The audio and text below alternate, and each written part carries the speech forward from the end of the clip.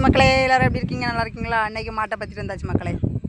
ஆமாம் மக்களே, மாட்டை பற்றிட்டு வந்தாச்சு தோட்டத்துக்கு. மாடு வரப்பில் மேய்திருங்க.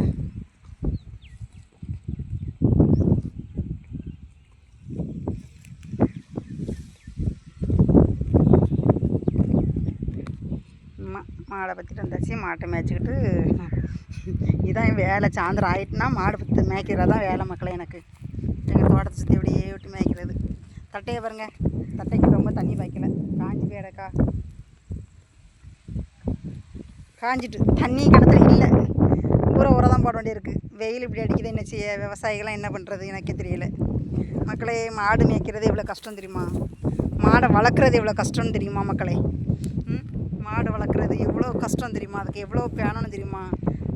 ஆனால் பால் ரேட்டு மட்டும் கூட்டவே மாட்டேங்காங்க. தென்காசி மாவட்டத்தில்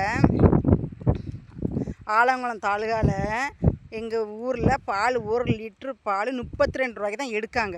ஆமாம், அதாவது நம்ம கறந்து கொடுத்தா 34 ரூபா, அவங்க வந்து கறந்தாங்கன்னா 32 ரூபா தான் தராங்க பால்.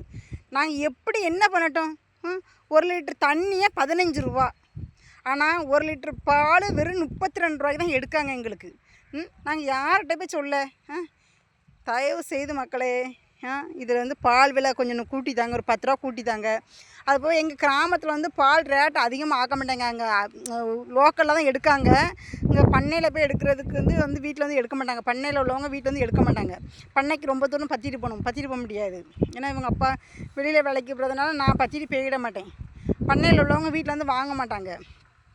நம்ம கறந்து கொண்டு கொடுக்க முடியாது, ஏன்னா கறக்க நமக்கு தெரியாது. அதனால் லோக்கலில் தான் பால் ஊற்றுதான் பார்த்துடுங்க. லோக்கலில் வந்து பால் எடுக்கிறவங்க 32 ரூபா தான் எங்களுக்கு தராங்க 1 லிட்ரு பாலுக்கு. ஆனால் ஒரு மூடை தவிடு, பச்சரிசி தவிடு, ஒரு மூடை தவிடு வந்து 1550 ரூபா. அதுக்கப்புறம் தட்டைக்கு தண்ணி அடிக்கணும் பாருங்க. டீசல் வாங்கி தான் தண்ணி அடிக்கும். தட்டை வளர்த்து மாட்டுக்கு போடுறதுக்கு டீசல் வாங்கி தான் தண்ணி அடித்து தட்டை 1 லிட்ரு டீசல் 100 ரூபாய்க்கு 110 ரூபாய்க்கு 1 லிட்ரு டீசல். 5 லிட்ரு டீசல் வாங்கினா தான் ஒரு நேரத்துக்கு நாங்கள் அவ்வளோ காலம் தட்டைக்கு தண்ணி அடிக்க முடியும். ஆமாம், அது போக வீடு வீடாக போய் கழனி தண்ணி எடுக்கும். பருத்தி கொட்டை வாங்கி வைக்க வேண்டியிருக்கு, தேங்காய் பிண்ணாக்கு வாங்கி போட வேண்டியிருக்கு. அப்போ எங்களுக்கு என்ன சம்பளம் கிடைக்குது மக்களே? தயவு செய்து பால் ரேட்டு கூட்டுங்க, இன்னும் கொஞ்சம் கூட்டுங்க. தண்ணியை தான் ரேட்டு கூட்டிகிட்டே போகிறீங்களே தவிர இந்த பால் ரேட்டு கூட்ட மாட்டேங்கிங்களா மக்களே? என்ன பண்ணுறது? இதுக்கு கவர்மெண்ட்டுக்கு ஏதாவது ஒரு நல்லது பண்ணுங்க மக்களே.